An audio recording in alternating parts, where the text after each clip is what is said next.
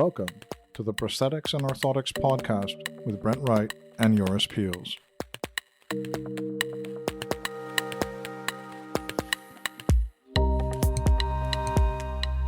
Hello everyone, my name is Joris Peels, and this is another episode of the Prosthetics and Orthotics Podcast with Brent Wright. How you doing, Brent? Hey, Joris. Good to be on. It's going to be another fun one this week for sure. Okay. So who's our guest today? Well, today we have Richard Blalock. Richard is going to kind of share a little bit of his journey because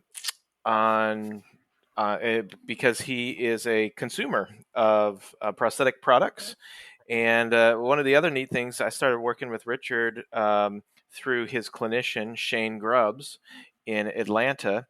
And I believe I can say this in fairly good confidence. Richard is probably the first person ever to complete a marathon on a MultiJet Fusion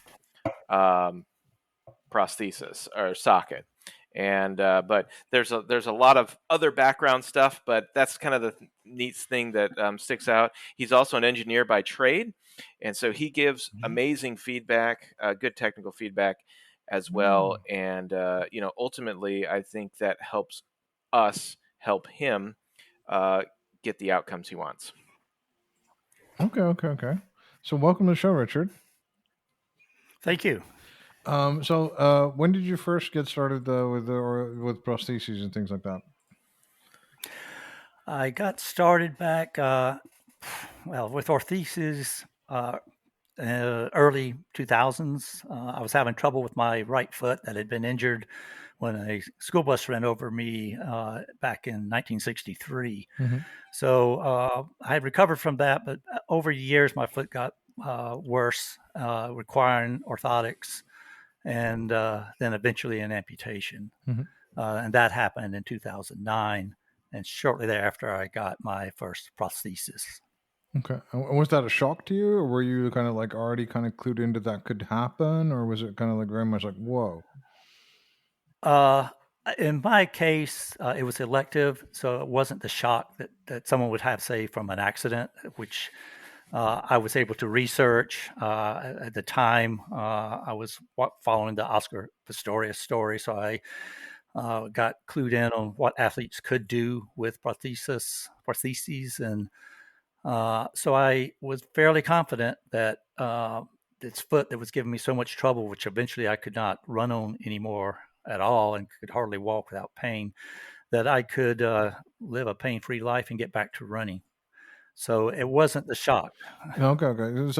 But what would be the alternatives? I mean, you could have gone for painkillers or something, or you could have just not been running. I mean, did you consider those alternatives, or were they not options for you? That's right. Well, it was definitely I couldn't run anymore because of the pain, and painkillers. Celebrex was the main one at the time that I was using, but I couldn't walk more than a few steps without. I was bone on bone with severe pain. Okay. And that's all as a result of this bus kind of literally a bus running over you. That's right. Yes. Oh wow. Yes. But so that means you've had this pain like not lifelong, but for a large portion of your life you had this pain. Yeah. It eventually got worse. I didn't have it too bad until probably around 2004 thereabouts, when I was running more marathons, and my ankle was just self-destructing. Okay. So. Okay. And so this running thing is a really important part of your life, right? Yes. And why is that? Did it just grow over the years, or? Brent knows the story, but my mom said I ran before I walked. So it's always been a part of my life. It's something I've always enjoyed. I've not been a professional level athlete by any stretch of imagination. It's just something that's innate in my character, something that I love doing, and I've always loved doing. And it's like anything that people love doing. If you can't do it, you're going to miss it terribly. But I had an opportunity to get my running back. Okay. And you so you said you're not like pro or anything, but this is something you do like a lot of times, a couple times a week, that kind of thing, right? Oh, definitely. I used to run up to like 2,000 miles a year. That's like mean, and that really on serious runners, that's might be on the light side, but Uh-huh. so I figured over my lifetime up to now, I've run probably over 80,000 miles. Okay. Which I'm happy with to my me, 10,000 steps kind of stuff. So. It's a bit different. Okay. And okay. So it's more than like and it would be long distance running, like marathon, that kind of stuff, or I do everything. Truthfully, I'm a better runner at shorter distances, like at the 5K, maybe up to a half marathon. The marathon is just something that is a big challenge, and I love a challenge. So uh, it led me there. You know, the first guy that did the marathon, he died, right? That's like, why would you? So it seems, but Oh, that's funny. word is he's the well, I mean, people have health issues, but he's the only one that actually died from the effort. Okay. Maybe, but he's also more motivated, I think, than most. But okay, Yeah. so you really had to make a decision. Was it really daily pain? You're saying like you couldn't take a step. It was like literally like you couldn't go to the Right. bathroom, let's say, without having pain, or Right. oh wow. Yeah. I mean, as long as I was completely off load bearing, I was fine. Like laying in bed, no load bearing at all. I was okay. But yeah, and I even tried a ankle foot orthosis, which I had wished I had gotten knowledge of that earlier in my life. Like when I first started having this pain, because I think it would have made a huge difference. But I was not aware of it. I wasn't led down that path. So yeah, I couldn't walk to like the front door to the mailbox without pain, and over uneven ground, it was just horrible. I just couldn't handle it. Like the crown on the road bothered me. So, well, and Richard, because it was an elective procedure for you, can you share a little bit about the research that you did? So not only about surgery and that sort of thing, but then also how you decided and landed on finding a prosthetist, what was important to you and such. Sure. The research I did into the actual amputation led me down the path of Dr. Ertl, who came up with the procedure after witnessing World War I veterans. I think it was in Austria. Noticed that in some amputees that the lower leg bones were growing back together. It was an odd phenomena. And so when he noticed this, he came up with a procedure to actually join the tibia and the fibula with what's called a bone bridge, bending a piece of the fibula over to the tibia. And it makes for a reconstructed limb, as opposed to when we think about a stump, people talk about, it seems like a very different thing, but I consider my limb to be a reconstructed limb. It's not a foot, but it has structural integrity. So when that's what I wanted to have done. And I ended up with a doctor in Charleston, had actually recently come there when I came to this decision, that did this procedure, Dr. Blake Olson, who's also since become a great friend. But he did my procedure, and it was, I don't know how to say it. It was a relief to me. It wasn't like waking up with, I've lost a limb. It was like I see a future in front of me. And my mindset was, this is what I'm going to do. And I didn't really have a thought of failure, although obviously it could have been there. But my I don't know, my personality is I want to see the positive, and I saw what could be done through others as well. Yeah, and so and your journey towards finding a prosthetist then from there, or you probably had something about the doctor there, didn't you? I was going to say the doctors lots of times will refer you to prosthetists. They may not know some. They're more knowledgeable now than I think they were back a few years ago because of the advances that have been made in the field. But I went to a local prosthetist first, who was a pretty traditional guy. He was very helpful. He did all he could to get me back to running. And I stayed there for a while, but then I started having some issues that we just couldn't seem to solve. And one of them is sweating in that prosthesis, especially doing distance. There's just no way to get around it without some heavy duty antiperspirants to control that sweating, which then have an effect on the skin, which leads to skin breakdown and a host of other problems. So I looked into elevated vacuum, which would basically, what that does is it removes the air from the prosthesis so that you don't get the compressions you get from, say, a lot of different kinds of prosthesis.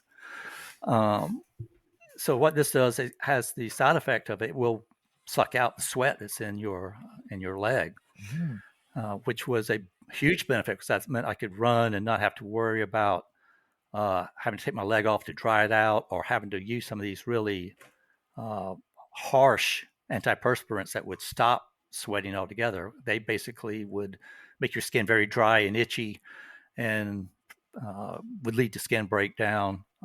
Just a number of issues that I had with that.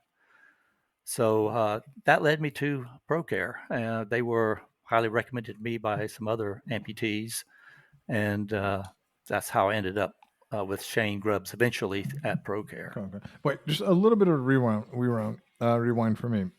Like the fact that this foot kind of regrows itself and that it's kind of more whole. What is the actual difference of that? What does that actually mean? Because you explained it to us, but I just don't understand what that means. Like, okay. From your perspective, let's say, or from Sure. In most places, in traditional amputation, like a guillotine, those two lower leg bones are just cut. In my case, it's below the knee, so you have the two leg bones, and they're just left apart. Whereas normally they are attached down near the ankle, where you make the complete structure. So with this one, I usually show a person like a bended first finger, is that you've got that bone bridge. So you got the two bones going down the leg and then a bone going across them. And they connect and fuse together. In my case, it was with a single screw. Sometimes they're not done with any hardware at all. They are stitched together and they grow back together just like broken bones do. So that makes those bones structurally stable. They are not going to move around inside the tissue in your leg.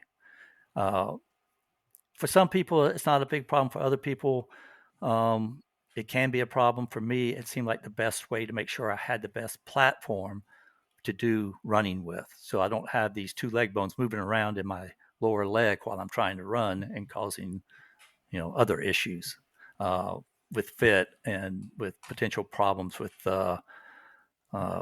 re-injuring myself. Okay. That makes a lot more sense. Yeah, I get it now. Okay, so you end up with these Procare guys, and what was the big difference there for you for in the types of the prosthetic? They had put their pretty much company on the line with elevated vac, so they were experts. The previous company I was with, they knew about it and had done some legs, but didn't really understand, I think, the complete technology that goes into them. Like, you need a very tight prosthesis. You don't want it to be, it's got to be airtight. It can't have any, places for air to get into it, like around the screws or the plates or the liner, any place, the sleeves that would allow air to get into it. Otherwise, the pump's going to pump all the time and run out of electricity more quickly. So I knew they had a number of athletes that were using these elevated pumps and or elevated vacuum, and so that's why I went with them. And the difference between that and my other leg, I mean, it was immediate. It was from a standpoint of comfort and the standpoint of being just a better prosthesis for running was pretty amazing. Okay, and did you go for like? Do you have like an everyday prosthesis and a running one, or how did that end up? Yes, I do. I have my it's a carbon fiber, kind of a traditional cast prosthesis, and my running one is the 3D printed one. Before this, the running one I did have, they were carbon fiber with a running type foot, the J-shaped running foot. can't really. I mean, you can walk in it, but it's elevated on that side because when you compress it, you get a bit more energy return. Mhm. But the current one is the 3D printed one. Okay. All right. All right. And what's the difference between that? I mean, or how did that? Well, first off, this new type of prosthetic already made a difference for you. What did it mean for you? Does it mean that now you could actually run, or before you couldn't run at all, and now you can do 5K? What was the difference for you day to day? Let's say. Sure. Well, I had been in a carbon fiber prosthesis, and over the past few years, I was having trouble with blisters on the distal and the very bottom of my residual limb. And we couldn't figure out what was going on. We had a lot of fit changes and different padding and different things to try to accommodate that.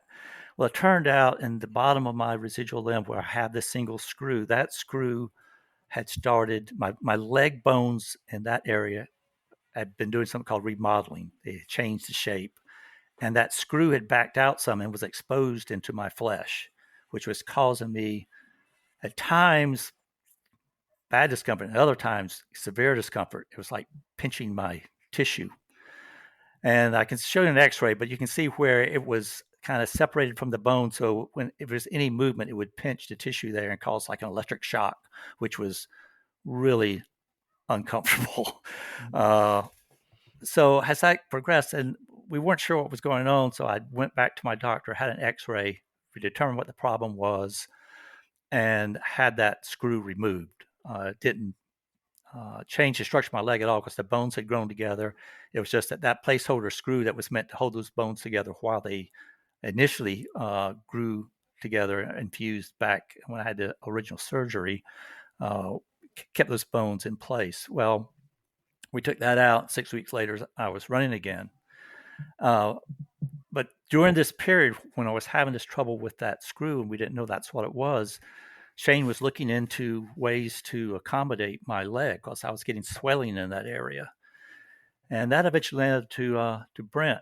And we had started the process with 3D printing before I got the screw out, before we knew what my issue was, which was kind of ironic and fortuitous, I suppose, that, we went through this problem, but we found a solution that really, I'm not sure we would have gotten to right away or as quickly because of this problem I was having. But one of the biggest one of the biggest advantages I see in this leg is the lightweight. And, carbon fiber is quite light, but between the inner socket and the outer socket, the frame, this 3D printed leg is about a pound lighter than my carbon fiber running leg. Mm-hmm. Now, runners will work to get fractions of ounces off their running shoes. well, here I am. I'm getting a pound off a prosthesis that I'm lifting, for 26 miles, which is over 50,000 steps. So I'm lifting a pound that many steps. You can see how much weight I'm having to lift. It's dead weight. I'm lifting basically with my hip. That causes a good bit of energy return in for me. That not energy return from my foot, but energy that I'm gaining because I'm not having to lift as much weight as I would in a regular prosthesis. And the frame I have currently that Brent printed for us is he made it very sturdy because he wanted to make sure that it wouldn't break. And I can tell you it. I think we could run over it with a truck and it's not going to break. But I feel confident we could lower the weight even more. And maybe for a competitive person, they could get it down even to a fraction of the weight. But that's a big plus for me is the weight savings. And then the comfort is, I would say, right up there with that, maybe slightly below, in that we can make quicker changes to anything that's needed to accommodate leg changes because residual limbs will change over time. I think the more active you are, the less change you may have, but there will be changes just like in my leg over time. And to be able to get a 3D printed leg, which you may be able to make quick changes on the computer to the model of the limb, and then print out a leg, can be night and day difference. How much quicker it can be done in hours instead of days or weeks. And eventually, I think costs. I've seen printing in the industry where I worked in an engineering firm. Printing costs came down to from these huge HP pen plotters to DesignJet printers that can print in color at a fraction of the cost that we used to pay. So, I see as this technology evolves and as it's becoming more commonplace in for prosthetists and orthotists, that those costs will come down, as the volume ramps up. And now, like, what's it like for you to run like a marathon now? Is it possible, doable? Do you do it all the time, or? Well, I'm at the age I am, 69 years old now, and I don't know how many more I will actually do as far as marathons go. We've had some issues. My wife's health has not been the greatest, so I've not been able to put in the miles I would like to, or would to do that kind of distance right now. But I mean, there's no limits to what, even at my age, that I feel like if I wanted to do it, I could do it. I mean, I don't feel like the prosthesis would not hold me back. It would be my own time and my that I can put in to train. Because it would seem to be complex, such a long distance, because you are, like, on the one hand you have completely different muscle groups in the one leg than the other one, right? The muscles would be different, right? Or am I seeing this wrong? Or they are somewhat different. You are correct. Especially right after surgery. I mean, like anytime you are not moving around, you get muscle atrophy. So my right leg, initially, I mean, you could look at it and say you could see a big difference. And my lower leg is very different, but those muscles aren't used very much. I can fire those muscles, but they don't really do much. But in my thigh, they are pretty similar in size. My left leg is my dominant leg naturally, but there's not a big difference. The problem is, you are using different muscles. I'm using my hip flexors more. And I would say that lightweight has made a big difference in that. I used to have, a lot of pain in my gluteus maximus. It just not having to lift as much weight has made that far better. It's just I haven't had to go through the stress of lifting that much weight every day or every training session. Okay, and is that, and how often you're an engineer? What kind of engineer are you, and how does it help you be a better kind of patient, a better customer on site? Well, first of all, I studied architecture, but I work for an engineering firm, so I'm sort of a reverse Frank Lloyd Wright, but not as smart. And then while I was in engineering, I gravitated over to IT. So, but we were in early days of CAD design while I was in working as an engineer, actually a project coordinator. So I'm familiar with a lot of the technology that Brent is working with, but it was from a very early stage back then with scanners and whatnot. They were not very high resolution. But I would say things that helps me understand are like just engineering techniques, structural integrity is a big thing that I knew I didn't want something that wasn't well researched and that I would know or understand the technology behind it. So I think what would be good, Joris, is we can just talk a little bit about some of the technology and let Richard fill in the blanks too. So because initially we knew that we were on the right track, so we used a TPU flexible inner from Lubrizol, and I think Richard, you'll have to fill in the blank here, but I mean, when you first put that leg on, what did you feel? How did you feel that was different? I think I immediately noticed the lighter weight, and because I'd had this problem with that surgical screw, the comfort was coming back. I mean, it took a few minutes because it felt different, but I think that was mainly because of the lighter weight. It's like I was able to move more quickly. So it was a combination, really, of. But I would say comfort was right up there.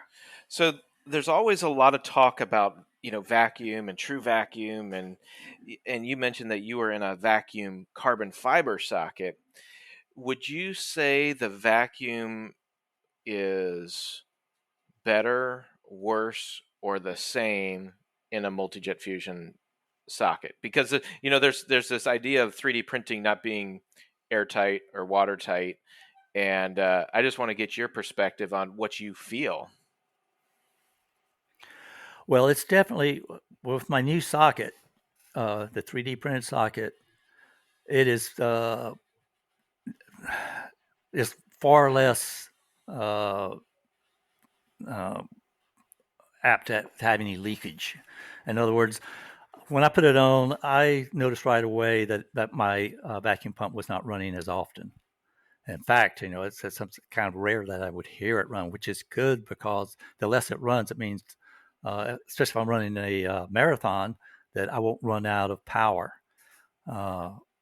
So it's definitely from that standpoint. I think it has less parts. I think as this traditional carbon fiber. So it was very airtight. There was I don't know what the issue was exactly at the marathon, but I was having some discomfort in my residual, at the very distal end, and which required me taking off my prosthesis several times to kind of massage my leg. And I put it on, and I felt great. I don't know if I was getting some residual swelling from my operation that was causing that. I haven't been able to experience since because I haven't run that kind of distance.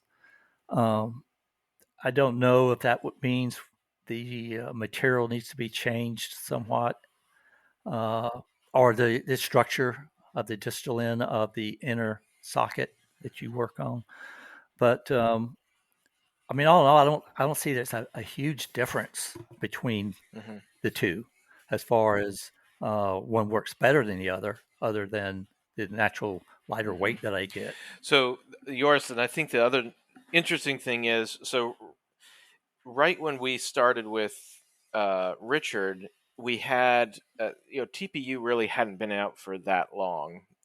So we had this complex lattice structure that allowed for some cushion, but you got to remember that he's pulling vacuum as well. So this idea of you've got this lattice structure and you're pulling vacuum, what happens is kind of interesting. And so we figured out that they can work in conjunction. But I think one of the interesting things about the Richard setup is that with the vacuum, he was pulling sweat out, and TPU without any post processing has some sort or will absorb moisture. And so I think we were running into some of that. And then, so what we did is we ended up post-processing one of them, and I think that ended up working better. So that's just some interesting. What's that? Did you vapor fuse it, or we did vapor smooth it. Yep, we vapor smooth it. Yeah, because I would recommend to do that anytime you want. Because just generally, I would do it even just for rain or other kind of moisture, or just general sweating on it. Notwithstanding, if you're like going to be running a marathon, right? I mean, I think that's what was interesting is I think we were on a right track. It's just a matter of now can the materials and the processes kind of keep up with what we're trying to do, right? And so talk to me about this design. Is it from a prosthetist viewpoint radically different than if I just come into you and say, hey, I like watching television? it just seemed if if I'd be light and watching television, it would be a really difficult performance challenge to somebody saying, "Hey, I want to run 5 kilometers a day every day." Well, what I think the design constraints for what we were looking at when Shane, kind of came to me was, hey, we have Richard. He's able to run and he runs well, but we can't get past this threshold of as he wants to increase distance and for a marathon. So, Richard, how far in your carbon fiber leg were you able to go before you were really like, I'm done? You mean the before I came to you, or Yeah, oh yeah. gosh, it would depend, but it was oh gosh, I was getting up to maybe 10 miles, and then I'd get a blister, and then I'd Okay. get okay, and I had to let that heal because it's really not advisable to run with your skin in that condition. So then I'd get maybe 8 miles, and then and so I was working my way down. I think I was down to like 3 miles. And finally said, this is not going to work. I had wanted to try to qualify for Boston next year, and this was over a year ago, 2 years ago. But I was going backwards, and it's like if I don't get something done, I'm just not going to even be able to run try a qualifying race. And so that's where we were. I was not. I was able to run maybe at that time before I got to Shane when I was really in dire need, maybe 10 miles a week, if that. Yeah. So you have somebody that wants to run. Obviously, you want to get the run, but you have these variables that really you need a little bit of cushion. You've got to take care of his specific type of amputation, which is the Ertl procedure, which isn't that big of a deal, but there are some shape considerations. You've got to hold that vacuum. You've got to watch out for moisture, and you've got to have a place to uh, put that vacuum pump on. And so all those add up to things that I hadn't necessarily done before, in one piece. And so I think the initial thing for me was, okay, let's create something out of TPU that we know that we can get some cushion at the end. And as Richard runs, his leg does swell a little bit. So what we did is we added some perforations that allowed that flexible to actually expand with him a little bit. So that was that part. And then the frame, we mounted the vacuum as one piece underneath or on the back side of his prosthesis. And then he was able to mount his foot underneath. And so that's where you lose a lot of the weight, is he doesn't have to have so many metal components there. But it is a thicker socket. But I mean, in less or a little over a year, he's got over 3 million steps on it, a marathon and multiple, days of, 10 plus miles of running. So we wanted to make sure that it was going to be there for them, because the reality is there hadn't been that much cyclical testing for 3D printed sockets at all. And so we overbuilt it for sure. But it was, I think, a good iteration proof of concept. From there, though, I mean, we iterated multiple times on the flexible inner liner through multiple, TPU designs and things, and then Richard would add his little bit of padding as he felt needed to get himself comfortable on the outside of that liner, but on the inside of the frame. And I think we did well. I think there's definitely room for improvement, but we've learned a lot, and I think athletes in the end will benefit from the work that we've done with Richard. I think it's very, very important and really neat. So I really appreciate that. Okay, that's very encouraging. And Richard, what was it like for you working up to the marathon? Because also, I think we've talked this before with other people. It's about this confidence, right? So first, you were definitely not getting in the training miles, so you weren't getting there. So for you, it was probably just a question of building up these training miles. Like, how did that work together with your confidence? And so, Yeah, and while Brent was talking, I was thinking about the problem I was having with blisters. That all the races I'd done before, and I had done 4 Bostons before, I would get these huge blisters on the end of my residual. Well, when we started with 3D printing and early on, from the very first 3D printed running socket that I got, those blisters stopped. I might have had one tiny one after my last race, nothing to write home about, nothing unexpected really, but blisters had stopped my training in the past in my carbon fiber socket. So I was able to train for the first time in literally, since 2013 or so, without getting blisters doing high mileage or any other skin issues as far as that goes. It was that was a big plus. So I knew I could go out every day. And then I had some other issues like trying to get the fit just right that Brent touched on. With I would use a little mold foam to adjust my fit, but that gave me the ability to do what I needed to have done. I mean, I wish I had this technology 10 years ago, but it's definitely came at the right time. And I have learned here recently too, I think the change to my limb from having that screw removed, that my sockets have been designed based on my leg shape when I had the screw in my leg, and it has since changed. I think I'm dropping down in my sockets a little bit, which caused some of the problems we're working through. Well, I know it is, but I am able to adjust my own fit to overcome that. So, but to answer your question, yeah, the confidence grew because I knew I could do the training. When you can't do the training, you can't gain any confidence. I mean, you may have past, uh, runs or races where you did well and you have sort of a memory of confidence, but actually doing the work and knowing I can get it done without worrying that something's going to break down and cause me to have a long setback. I did not have those long setbacks. Worst case, maybe a day or so when I was adjusting my fit, but not anything that caused me to miss, 2 weeks of training because I had a blister on my leg. So doing the actual, what was the marathon you ran with the prosthesis?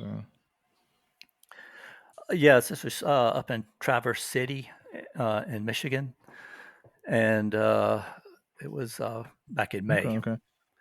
Uh, And what's that yeah. like? I mean, I've never even contemplated something like that. What is it like to kind of? It seems like a kind of a study in pain or something. And like, what's it like trying to do that? I mean, Well, yeah, it is.